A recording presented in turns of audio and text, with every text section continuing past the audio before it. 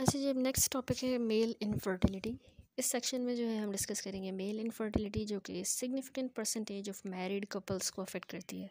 ठीक है, तो सबसे पहले तो इसने डेफिनेशन और प्रिवेलेंस बताई है कि नंबर ऑफ़ पेशेंट्स जो हैं वो क्लिनिक में आते हैं जिनको हिस्ट्री होती है इनफर्टिलिटी की, एंड उनके पास रिपोर्ट्स होती हैं सीमेन एनालिसिस की।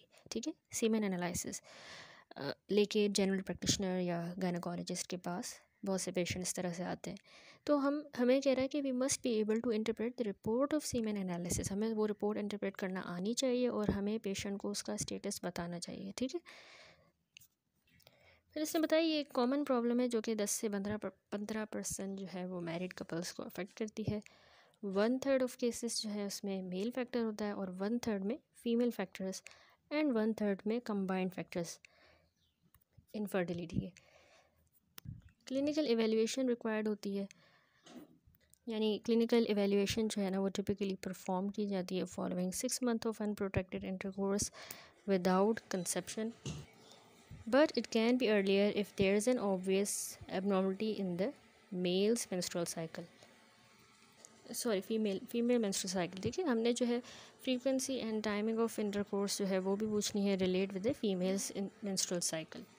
आगे इसने एक्सप्लेन किया ओलिगोस्पर्मिया एंड एजोस्पर्मिया को, कि oligospermia is defined as the presence of less than 20 million sperm पर ml। ठीक है, लेस दैन 20 मिलियन तो उसको ओलिगो कहेंगे, लेकिन एजोस्पर्मिया यानी बिल्कुल कंप्लीट एब्सेंट ऑफ स्पर्म। अब आगे कॉजेज़ हैं मेल इनफर्टिलिटी के, पॉसिबल कॉजेज़। ठीक है, infertility in men is often related to a problem with spermatogenesis. ठीक है, मेन में जो इनफर्टिलिटी वो या तो स्पर्मेटोजेनेसिस में प्रॉब्लम है, स्पर्म प्रोडक्शन में, या स्पर्म की मोटिलिटी, हाइपोगोनेडिज्म भी वजह हो सकती है, या इवन इम्पोटेंस। ठीक है, तो सबसे पहले तो इसने अच्छा ये कॉजेज़ देखने से पहले मैं थोड़ा सा आपको बताऊं कि वैसे इनफर्टिलिटी जो है ना 7 में से 1 कपल को अफेक्ट करती है और ये बहुत ज़्यादा साइकोलॉजिकल डिस्ट्रेस करवाती है। बहुत से फैक्टर्स हो सकते हैं इसमें, मैन और वुमेन के या दोनों के। ठीक है, और बहुत से केसेस में वजह नहीं भी पता होती। तो अगर मैं पहले आपको फ़ीमेल फैक्टर्स बताऊं तो 35 से 40% फ़ीमेल वजूहत भी होती हैं इनफर्टिलिटी की। यहाँ पर क्योंकि हम सिर्फ मेल इनफर्टिलिटी डिस्कस कर रहे हैं तो इसने इनाम दानिश ने सिर्फ मेल फैक्टर्स ही बताए हैं, लेकिन मैं आपको फिर भी थोड़ा सा ओवरऑल इनफर्टिलिटी से रिलेटेड जो फीमेल फैक्टर्स हैं वो बताती हूँ कि उसमें ओव्यूलेटरी डिसफंक्शन होता है, जैसे फ़ीमेल को अगर PCOS है, या हाइपोगोनेडोट्रोपिक हाइपोगोनेडिज्म या हाइपरगोनेडोट्रोपिक हाइपोगोनेडिज्म। ठीक है, या तो पिट्यूटरी हाइपोथैलेमस में इशू होगा या उसके ओवरीज में, गोनेड्स में। ठीक है, दूसरा ओव्यूलेटरी डिसफंक्शन के अलावा फीमेल फैक्टर है ट्यूबल डिसफंक्शन, यानी उनकी फेलोपियन ट्यूब डैमेज हो गई है जिसकी वजह से उसको इनफर्टिलिटी है, किसी इन्फेक्शन की वजह से, जैसे क्लेमाइडिया गोनोरिया ने ट्यूब्स डैमेज की हैं, क्लेमाइडिया ने या गोनोरिया, या एंडोमेट्रियोसिस है, या उसके पहले कोई सर्जरी हुई है जैसे स्टरलाइजेशन या कोई पेल्विक एब्डोमिनल प्रोसीजर। ठीक है, फिर सर्वाइकल और यूट्राइन डिसफंक्शन पे आ जाए, ये भी एक वजह है कि उनमें कोई कंजेनिटल एब्नॉर्मलिटी हो सकती है, फाइब्रॉयड हो सकता है, सर्वाइकल कार्सिनोमा का प्रीवियस ट्रीटमेंट, या एशरमैन सिंड्रोम। ठीक है, ये सारे फीमेल फैक्टर्स हो गए। अब मेल फैक्टर्स पे आएँ तो जो यहाँ इनाम दानिश में भी हैं उसमें एक तो है रिड्यूस्ड स्पर्म क्वालिटी और प्रोडक्शन। ठीक है, उसकी क्वालिटी और प्रोडक्शन कम हुई है। ये क्यों होगा? वाई क्रोमोसोम माइक्रो डिलीशन की वजह से, वेरिकोसील की वजह से भी हो सकता है, हाइपरगोनेडोट्रोपिक हाइपोगोनेडिज्म यानी टेस्टिस में इशू है, या फिर हाइपोगोनेडोट्रोपिक हाइपोगोनेडिज्म पिट्यूटरी हाइपोथैलेमस में इशू। ठीक है, तो उसमें से रिड्यूस स्पर्म क्वालिटी होगी या उसकी प्रोडक्शन रिड्यूस होगी। दूसरा मेल फैक्टर होता है इनफर्टिलिटी के, उनकी ट्यूबुलर डिसफंक्शन हुआ है जो कि वेरिकोसील की वजह से हो सकता है, या उनके वास डेफरेंस एपिडेडाइमस में कंजेनिटल एब्नॉर्मलिटी है, प्रीवियस सेक्सुअली ट्रांसमिटेड इन्फेक्शन हुआ था, क्लेमाइडिया या गोनोरिया, या प्रीवियस वेजेक्टमी हुई। ठीक है, ये मेल फैक्टर्स। अब जो तीसरी कैटेगरी है ना अनएक्सप्लेन्ड या मिक्स्ड फैक्टर्स, जो 20 से 35% है, वो भी सिग्निफिकेंट कपल्स को अफेक्ट करता है। इनफर्टिलिटी उसमें उसका कॉज अननोन है या मल्टीपल फैक्टर्स भी हो सकते हैं। ठीक है, तो अब देखिए इनाम दानिश में जो मेल में इंडिविजुअली इसने कॉजेज़ बताए हैं कि मेल में सबसे पहला कॉज है टेस्टिकुलर इंसल्ट। टेस्टिकुलर इंसल्ट में क्या हो सकता है? ट्विस्टिंग ऑफ द टेस्टिकल, जिसको टेस्टिकुलर टॉर्शन कहते हैं, क्रिप्टोकाइडिज्म यानी अनडिसेंडेड टेस्टिस हैं जिसकी वजह से इनफर्टिलिटी है, ट्रॉमा हुआ है, या फिर वेरिकोसील यानी enlarged veins in the scrotum. दूसरी वजह होती है इन्फेक्शन, उसमें मम्स और काइटस जो कि टेस्टिकल्स का मम्स की वजह से इन्फ्लामेशन हो जाना, एपिडिडाइमाइटिस यानी एपिडिडाइमिस की इन्फ्लामेशन, ठीक है। तीसरे फैक्टर्स हैं एनवायरमेंटल फैक्टर्स, उसमें बहुत ज़्यादा एक्सेसिव हीट, रेडिएशन या कीमोथेरेपी, ये एनवायरमेंटल फैक्टर्स जो हैं वो इनफर्टिलिटी करवाएंगे मेल्स में। ड्रग्स में इन anabolic steroids, cimetidine, spironolactone, alcohol, marijuana, sulfasalazine, ketoconazole, phenytoin, ठीक है, ये सारी जो ड्रग्स हैं ये इन्वॉल्व होती है मेल इनफर्टिलिटी में। इसी तरह सिस्टेमिक डिजीज़ भी हैं, जैसे अगर मेल को थायराइड या लिवर डिजीज़ है या उसको डायबिटिक न्यूरोपैथी, हर्निया रिपेयर में एक्चुअली ना वास्ट डेफरेंस से डैमेज हो सकता है, तो इसलिए अगर हर्निया रिपेयर हुआ है और इनफर्टिलिटी हो सकती है, मे बी वास्ट डेफरेंस उसमें डैमेज हुआ, ठीक है। तो ये सारे कॉजेज़ हो गए। अब हमने किस तरह से एग्जामिनेशन करनी है इनफर्टिलिटी वाले पेशेंट की। वैसे क्लिनिकल असेसमेंट जो होती है ना, थॉरो मेडिकल हिस्ट्री बहुत ज़रूरी होती है दोनों पार्टनर्स की, जिसमें पास्ट प्रेगनेंसीज भी, उसकी भी हमने लेनी है हिस्ट्री, रेलेवेंट इन्फेक्शंस और सर्जरीज, ठीक है। Sensitive discussion about the sexual history is also important as infrequent intercourse or psychosexual difficulties can contribute to conception issues, ठीक है। तो ये डिटेल हिस्ट्री। अब वैसे वुमेन के लिए जो है ना, इरेगुलर अगर या फिर इनफ्रीक्वेंट मेंस्ट्रुअल पीरियड्स हैं तो इसका मतलब है उस वुमन का एन ओव्यूलेटरी साइकिल है, जिसकी वजह से हम PCOS जैसी कंडीशन भी कंसीडर कर सकते हैं, ठीक है, अगर उसके इरेगुलर या इनफ्रीक्वेंट मेंसेस आते हैं। मेन में जो है टेस्टिस को हमने एग्जामिन करना होता है ताकि हम उसका प्रॉपर डिसेंट कंफर्म करें कि टेस्टिस स्क्रोटम में है, डिसेंट हुई भी हैं और कोई स्ट्रक्चरल एब्नॉर्मलिटी नहीं है, उसको आइडेंटिफाई करेंगे, जैसे कि स्मॉल साइज़ या वास्ट डिफरेंस एब्सेंट तो नहीं है, वेरिकोसील तो नहीं है, ठीक है। तो इसके लिए हमने स्क्रोटल एग्जामिनेशन करनी होती है, साइज़ के लिए और हाइड्रोसील के लिए वास्ट डिफरेंस को भी पालपेट करेंगे, एपिडिडाइमस को और प्रोस्टेट को। हाइपोगोनाडिज्म के फीचर्स भी देखने हैं उसमें एग्जामिनेशन में, जैसे सेकेंडरी सेक्सुअल कैरेक्टरिस्टिक है या नहीं है, ठीक है, और सिस्टेमिक कॉज के लिए भी हम देखेंगे। तो एग्जामिनेशन अच्छी तरह से करनी है। फिर इन्वेस्टिगेशंस पे आ जाए। अब इन्वेस्टिगेशन में जो है ना, सीमेन एनालिसिस। अच्छा, इन्वेस्टिगेशन वैसे याद रखिए कि जनरली कब रिकमेंड की जाती हैं, जब 12 month of unprotected intercourse without conception है, तो उसके 12 महीनों के बाद हम इन्वेस्टिगेशंस करवाते हैं कि क्यों प्रेगनेंसी नहीं हो रही, इनफर्टिलिटी क्यों है, ठीक है।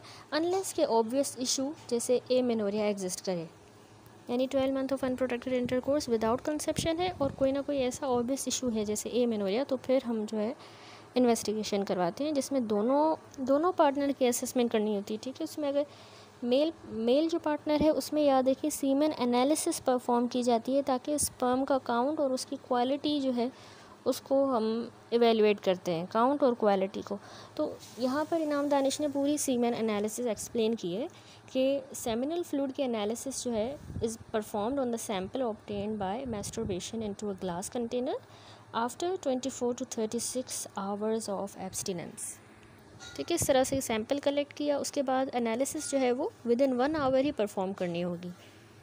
नॉर्मल जो वैल्यूज़ होती हैं उसमें सबसे पहले वॉल्यूम देखें, 1.5 से 6 ml जो है वो वॉल्यूम होना चाहिए, और seminal fluid volume less than 1.5 ml अगर है तो इसका मतलब है may result in inadequate buffering in the vaginal acidity and may be due to retrograde ejaculation और एंड्रोजन इंसफिशेंसी। यानी नॉर्मल जो सेमिनल फ्लूइड वॉल्यूम है ना, वो इतना होना चाहिए, 1.5 से 6 ml। ये हेल्दी जो है कंसीडर किया जाता है सक्सेसफुल रिप्रोडक्शन के लिए, ठीक है, 1.5 से 6 ml जितना। अगर 1.5 ml से कम होता है ना, तो उसको हाइपोस्पर्मिया या लो इजैकुलेट वॉल्यूम कहा जाता है। उसकी बहुत सी वजूहत हो सकती हैं कि क्यों 1.5 से कम है, हाइपोस्पर्मिया क्यों है। उसमें या तो इनएडिक्वेट बफरिंग ऑफ वेजाइनल एक्टिविटी, कह रहा है कि सेमिनल फ्लूइड वॉल्यूम में अल्कलाइन सब्सटेंस होता है जिसने जाके वेजाइना को की एसिडिटी को न्यूट्रलाइज करना होता है। अब ये बफरिंग एक्शन बहुत ज़रूरी होता है क्योंकि स्पर्म एसिडिक इन्वायरमेंट के लिए बहुत सेंसिटिव होते हैं, ठीक है, उनकी मोटिलिटी अफेक्ट होगी। तो अगर सेमिनल फ्लूइड वॉल्यूम इतना कम होगा तो जो स्पर्म है वो क्विकली इनकैपेसिटेट हो जाएगा वेजाइनल एसिडिटी में। इससे पहले कि वो सर्विक्स और यूट्रस की तरफ जाए, वो पहले ही वहाँ पर कम वॉल्यूम की वजह से इनकैपेसिटेशन हो जाएगी, ठीक है। तो यानी इसने लो सेमिनल फ्लूइड का एक ये भी नुकसान है कि उससे वेजाइनल एसिडिटी की बफरिंग सही से नहीं हो पाएगी, ठीक है। अब दो जो पोटेंशियल वजूहत है ना लो सेमिनल फ्लूइड वॉल्यूम की, वो है यानी क्यों लो सेमिनल फ्लूइड वॉल्यूम क्यों है, रेट्रोग्रेड इजैकुलेशन। इसमें क्या है कि सेमिनल फ्लूइड जो है वो बैकवर्ड ट्रैवल कर जाता है ब्लेडर की तरफ, instead of being expelled through the urethra वो बैकवर्ड चला जाएगा, और रेट्रोग्रेड इजैकुलेशन की वजह से लो वॉल्यूम है। या तो एक ये वजह, या तो एंड्रोजन डेफिशिएंसी है, यानी हाइपोगोनाडिज्म है, जैसे टेस्टोस्टेरोन जो है उसकी कमी है, उसकी डेफिशिएंसी की वजह से लोअर इजैकुलेट वॉल्यूम है, ठीक हो गया। तो वॉल्यूम ये आपने देखना होता है कि कितना है। फिर लिक्विफेक्शन जो है सेमिनल फ्लूइड की, वो 15 to 30 मिनट्स। जो नॉर्मली इजैकुलेटेड सेमन होता है वो थिक होता है और कोगुलेटेड होता है, तो उसकी लिक्विफेक्शन बता रहा है कि 15 से 30 मिनट्स के अंदर जो है उसको लिक्विफाई होना है और फ्लूइड लाइक होना है, ठीक है। ये प्रोसेस बहुत ज़रूरी होता है स्पर्म के लिए to become motile and to able to swim. अगर ये लिक्विफेक्शन डिले होती है, इनकम्प्लीट होगी, तो उससे उसकी मोटिलिटी अफेक्ट होगी। तो इसकी लिक्विफेक्शन का टाइम भी आप याद रखें 15 to 30 मिनट्स होना चाहिए। फिर मोटिलिटी कह रहा है कि मोर देन 60% जो है वो स्पर्म मोटाइल होना चाहिए। अगर एंटी स्पर्म एंटीबॉडीज़ होंगी तो उसमें मोटिलिटी कम हो सकती है, ठीक है। एक मोटिलिटी है हो गई सीमेन एनालिसिस में। फिर मॉर्फोलॉजी, नॉर्मल मॉर्फोलॉजी के होने चाहिए मोर देन 60%। काउंट कितना हो, मोर देन 20 मिलियन पर ml with a total count of more than 60 million पर एजैकुलेट। यानी ml में अगर हम देखें, 1 ml में पर ml में मोर देन 20 मिलियन होने चाहिए स्पर्म, लेकिन ओवरऑल इजैकुलेट में देखें तो मोर देन 60 मिलियन पर एजैकुलेट, और ml में मोर देन 20 मिलियन पर ml, ये काउंट होना चाहिए, ठीक है। तो ये सारी नॉर्मल वैल्यूज़ हैं। अब आगे ही इन्वेस्टिगेशन में इसने एंडोक्राइनोलॉजिक एवेल्यूएशन बताई है कि एंडोक्राइनोलॉजिक जो एवेल्यूएशन है उसमें कह रहा है इट इज़ रिक्वायर्ड। अगर हिस्ट्री एग्जामिनेशन हमने की उससे हमें पता चल रहा है कि कोई एंडोक्राइनोलॉजिक बेसिस है या स्पर्म काउंट लो है, तो उस केस में फिर हमें ये करनी होगी, जिसमें हम सीरम टेस्टोस्टेरोन करवाते हैं, FSH, LH, प्रोलैक्टिन, ठीक है। और स्क्रोटल अल्ट्रासाउंड भी परफॉर्म किया जाता है ताकि सब क्लिनिकल वेरिकोसील को डिटेक्ट किया जाए, ठीक है। अल्ट्रासाउंड करवाएंगे स्क्रोटल। तो ये हो गई सारी मेल में जो भी हम करवाते हैं इन्वेस्टिगेशंस इनफर्टिलिटी की, क्योंकि मैं आपको साथ ही फ़ीमेल का भी एक्सप्लेन कर रही थी। तो फीमेल पार्टनर में आपने क्या इन्वेस्टिगेशन करवानी है, आपने उसके मेंस्ट्रुअल साइकिल के 21st डे पर सीरम प्रोजेस्टेरोन लेवल करवाना है। अगर वो एलिवेटेड है 21st day of menstrual cycle पर, तो उसका मतलब है उसकी ओव्यूलेशन हो रही है उस रेगुलर पीरियड्स के साथ, ठीक है। उस पर हमें एलिवेटेड प्रोजेस्टेरोन लेवल मिलेगा। तो ये प्रोजेस्टेरोन लेवल आपने 21st day of menstrual cycle पे करवाना है। दूसरा, उसकी ओवेरियन और यूट्राइन एनाटॉमी को असेस करने के लिए हम ट्रांसवेजाइनल अल्ट्रासाउंड करवाएंगे। ट्यूब्स की पेटेंसी के लिए लेप्रोस्कोपी या हिस्ट्रोसेल्पिंजियोग्राफी, HSG जिसको कहते हैं, ये रेडियो ओपेक मीडियम डाल के करेंगे ताकि फेलोपियन ट्यूब को देखें, पेटेंट है, ठीक है। तो ये सारी फीमेल की होती है इन्वेस्टिगेशन। अब आ जाए ट्रीटमेंट पे। ट्रीटमेंट में इनफर्टिलिटी का जो ट्रीटमेंट है उसमें कपल को एडवाइस किया जाता है to have regular sexual intercourse ideally every 2 to 3 days throughout the menstrual cycle. It's common for spontaneous pregnancy to occur even during investigation. जब वो ट्रीटमेंट ले रही हैं, इन्वेस्टिगेशंस करवा रही होंगी, उस दौरान भी उसको प्रेगनेंसी हो सकती है, ठीक है। तो वुमेन के लिए क्या स्पेसिफिक मैनेजमेंट है, पहले मैं आपको वो बताती हूँ कि अगर एन ओव्यूलेटरी साइकिल है, उसको PCOS है, तो उसको हम क्लोमिफीन देते हैं। क्लोमिफीन ड्रग होती है जो ईस्ट्रोजन के नेगेटिव इफ़ेक्ट को ब्लॉक करती है, जो वो हाइपोथैलेमस पिट्यूटरी को नेगेटिव फीडबैक भेजता है ना, उसको ब्लॉक करेगी और गोनेडोट्रोपिन सिक्रीशन को स्टिमुलेट करके ओव्यूलेशन करवाएगी, ठीक है। तो एन ओव्यूलेटरी साइकिल के लिए क्लोमिफीन देते हैं। दूसरा, गोनेडोट्रोपिन थेरेपी भी दे सकते हैं हम, FSH या ह्यूमन कोरियोनिक गोनेडोट्रोपिन HCG के इंजेक्शन।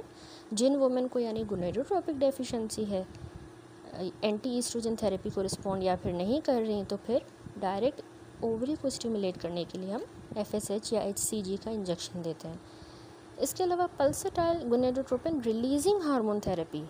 अब जिनको हाइपोथैलेमिक डिजीज़ है, तो हम रिलीजिंग हार्मोन थेरेपी दे रहे हैं। इसमें पोर्टेबल इन्फ्यूजन पंप होता है जो पिट्यूटरी गोनेडोट्रोपिन सिक्रीशन को स्टिमुलेट करेगा। ठीक है, अब कह रहा है कि हमने ना ओवेरियन रिस्पॉन्स को क्लोजली मॉनिटर करना होता है फीमेल में। हम अल्ट्रासाउंड के ज़रिए या ब्लड एस्ट्राडायोल्स लेवल करवाएंगे। ये क्यों हम मॉनिटर कर रहे हैं? क्योंकि मल्टीपल ओव्यूलेशन ना हो जाए, उससे प्रिवेंट करने के लिए, और ओवेरियन हाइपर स्टिमुलेशन सिंड्रोम ना हो जाए, जो कि एक सीरियस कंडीशन है। उसमें ओवरीज इनलार्ज हो जाती हैं। ठीक है, ओवेरियन हाइपर स्टिमुलेशन सिंड्रोम में ओवरीज इनलार्ज हो जाती हैं, कैपिलरी लीक होगा, सर्कुलेटरी शॉक, प्लूरल इफ्यूजन और असाइटीज़। ठीक है, इनसे प्रिवेंट करने के लिए हमने क्लोजली एस्ट्राडायोल लेवल करवाने हैं, ब्लड के मॉनिटर करते रहना, अल्ट्रासाउंड भी करवाना है। वो वुमेन जो कि ओव्यूलेशन इंडक्शन को रिस्पॉन्ड नहीं कर रही या जिनको प्राइमरी ओवेरियन फेलियर है, तो उनके लिए डोनेटेड एग का ऑप्शन है या एम्ब्रियोज, सरोगेसी जो कि हमारे पास तो नहीं है, एंड अडॉप्शन के ऑप्शन। ठीक, ये हो गया एन ओव्यूलेटरी साइकिल का, यानी पीसीओएस का अगर इशू है फीमेल को, तो हम क्लोमिफिन दे सकते हैं, FSH, HCG injection, pulsatile GnRH therapy. अगर फीमेल को ट्यूब्स का डिसफंक्शन है तो उसकी फेलोपियन ट्यूब की पेटेंसी को रिस्टोर करने के लिए सर्जरी इफेक्टिव हो सकती है। ठीक है, वैसे in vivo fertilisation generally recommend किया जाता है। आईवीएफ जो है बहुत से केसेस ऑफ इनफर्टिलिटी में जिसमें अनएक्सप्लेन प्रोलॉन्ग केसेस है, मोर देन 3 इयर्स गुजर चुके हैं, प्रेगनेंसी नहीं हो रही, तो उनमें इसका सक्सेस रेट अच्छा है, लेकिन 40 साल के बाद इसका सक्सेस रेट कम हो जाता है। ठीक है, आईवीएफ का, फीमेल अगर एज 40 से ज़्यादा है। अब आ जाए मेल पे, जो यहाँ पर हमारा टॉपिक है। मेल में क्या ट्रीटमेंट हम देंगे इनफर्टिलिटी का? देखिए, ये एडिशनल पॉइंट्स जो है इंपॉर्टेंट है, ये मैं आपको डाइवर्सन से बता रही हूँ। तो जनरली हमने जो टॉपिक है उसको अच्छा डीपली कवर करना है, तो सिर्फ इनाम दानिश पे भी हम रिलाई नहीं कर सकते। ठीक है, तो मेल्स में अगर वजह जो है हमें मिली है हाइपोगोनेडोट्रोपिक हाइपोगोनेडिज्म, यानी पिट्यूटरी हाइपोथैलेमस ऊपर कोई इशू है, तो ऐसे केस में मेल्स को हम इंजेक्शन देते हैं एचसीजी का। ठीक है, human chorionic gonadotropin injection and potentially recombinant FSH for pre pubertal origin. ठीक है, एफएसएच भी दे सकते हैं प्री प्यूबर्टल ओरिजिन, जो कि 2 साल तक लिए जा सकते हैं to achieve satisfactory sperm count. ठीक है, ये एचसीजी और एफएसएच 2 साल तक लिए जा सकते हैं। अगर मेल्स में प्राइमरी टेस्टिकुलर डिजीज़ है तो उसमें सर्जरी रेयरली ही ऑप्शन होता है। हाउएवर अगर वेरिकोसील है तो उसका रिमूवल अगर किया जाए तो उससे सीमेन की क्वालिटी इम्प्रूव हो सकती है। ठीक है, इसके अलावा असिस्टेड रिप्रोडक्टिव टेक्नोलॉजीज़ मेन में क्या है?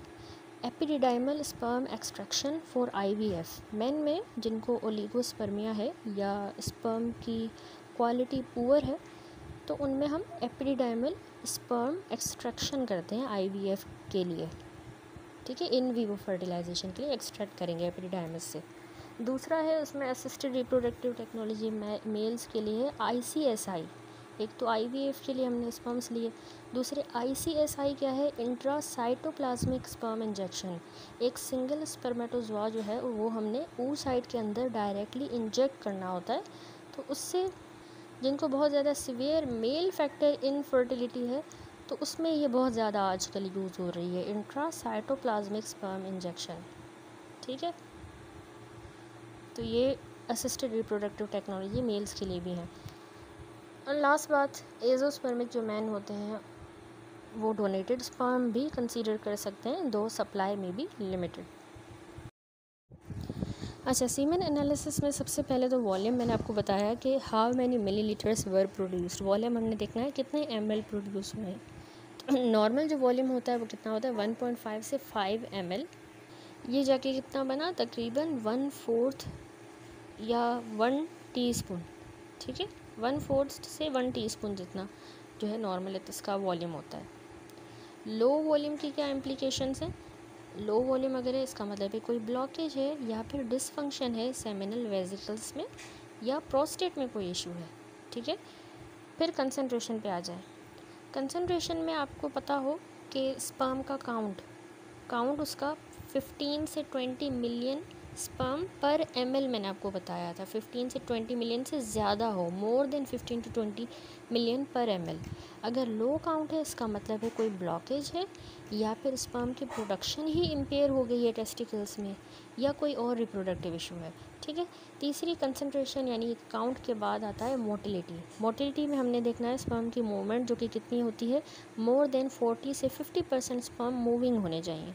ठीक है। अगर उनकी मोटिलिटी कम है तो उसकी अलग वजूहत हैं, या तो उनका टॉक्सिन्स के साथ एक्सपोजर हुआ है, स्मोकिंग, अल्कोहल, कैफीन, केमिकल्स, ठीक है, या हार्मोनल इम्बैलेंसेस हैं, या फिर उसको वेरिकोसील्स हैं यानी स्क्रोटम में वेन्स इनलार्ज हैं जिसकी वजह से उसकी मोटिलिटी अफेक्ट हुई है। फिर टोटल मोटाइल काउंट कितना है, यानी नॉर्मल थ्रेशोल्ड जो होता है ना, टोटल मोटाइल काउंट में नॉर्मल थ्रेशोल्ड कितना है, एटलीस्ट 20 मिलियन मूविंग स्पर्म हो इन द इंटायर सैंपल, पूरे के पूरे सैंपल में एटलीस्ट 20 मिलियन मूविंग होने चाहिए। इसकी क्लिनिकल सिग्निफिकेंस ये है कि 10 से 20 मिलियन जो है, अगर थ्रेशोल्ड है मोटिलिटी का 10 से, हमने कहा एटलीस्ट 20 मिलियन तो मूव करते हों। ठीक है। अगर 10 से 20 मिलियन अगर मूव कर रहे हैं, उसको इनफर्टिलिटी है, तो उसमें हम इंट्रा यूट्राइन इंसेमिनेशन रेकमेंड करते हैं। ठीक है। लेकिन अगर 10 मिलियन से कम उसकी मोटिलिटी है तो फिर ऐसे मेल्स को हम इन वीवो फर्टिलाइजेशन एडवाइस करते हैं। इसलिए जो है ना, motile count, total motile count भी बहुत ज़रूरी होता है। ठीक है। वैसे नॉर्मल मोटिलिटी जो है ना 40 से 50% मोटाइल होने चाहिए, लेकिन एटलीस्ट 20 मिलियन इन पूरे के पूरे सैंपल में मूविंग होने चाहिए। अगर वो 10 से 20 हैं तो इंट्रायूट्राइन इंसेमिनेशन की जा सकती है। अगर 10 मिलियन से भी कम मोटिलिटी है तो उसकी फिर IVF होगा। ठीक है। काउंट भी हमने देखा था, तो स्पर्म काउंट भी 15 से 20 मिलियन पर ml था, और मोटिलिटी भी देखें तो 20 मिलियन जितना जो है थ्रेशोल्ड है। फिर मॉर्फोलॉजी पे आ जाए, उसकी शेप पे, यानी स्पर्म की शेप जो है उसकी इम्पोर्टेंस ये है कि ओनली जो नॉर्मली शेप स्पर्म होता है वही जो है एग को फर्टिलाइज़ कर सकता है। एबनॉर्मल मॉर्फोलॉजी जो है वो बर्थ डिफेक्ट करवा सकती है, लेकिन मतलब बर्थ डिफेक्ट तो नहीं करवाएगी, लेकिन वो प्रेगनेंसी के चांसेस को रिड्यूस करती है, इसलिए मॉर्फोलॉजी भी ज़रूरी है। परसेंटेज, एक बात नोट करने की है कि जो नॉर्मल शेप स्पर्म की परसेंटेज है वो हमने असेस करनी है। दो exact threshold vary by lab. Other factor पे आ जाए, abstinence period optimal is 2 to 5 days, तो 2 से 5 दिनों तक एब्सटिनेंस करनी है। लॉन्गर एब्सटिनेंस से काउंट तो इंक्रीज़ होगा, लेकिन उसकी मोटिलिटी और मॉर्फोलॉजी रिड्यूस होगी अगर लॉन्गर पीरियड है एब्सटिनेंस का। जो ऑप्टिमल है वो 2 से 5 दिनों तक है। ठीक है। सेक्सुअल इंटरकोर्स का अवॉइडेंस, उसको एब्सटिनेंस कह रहे हैं। तो लॉन्गर एब्सटिनेंस से एक तो उसकी काउंट रिड्यूस होगा, काउंट तो बढ़ेगा लेकिन उसकी मोटिलिटी और मॉर्फोलॉजी रिड्यूस होगी। और अगर शॉर्ट पीरियड है, 2 दिनों से भी कम है एब्सटिनेंस, तो उसमें फिर स्पर्म के नंबर कम होंगे। फिर वाइट ब्लड सेल्स पे आ जाएं, अगर वाइट ब्लड सेल्स मिल रहे हैं सीमेन में तो फिर वो इन्फेक्शन को इंडिकेट करता है। ठीक है। तो ये जो है एनालिसिस क्रिटिकल होती है उन कपल्स के लिए जो कि फर्टिलिटी चैलेंजेस फेस कर रहे हैं, और इसमें पोटेंशियल जो मेल फैक्टर इश्यूज़ हैं वो आइडेंटिफाई हो जाते हैं। और ठीक है, ये सारा था सीमेन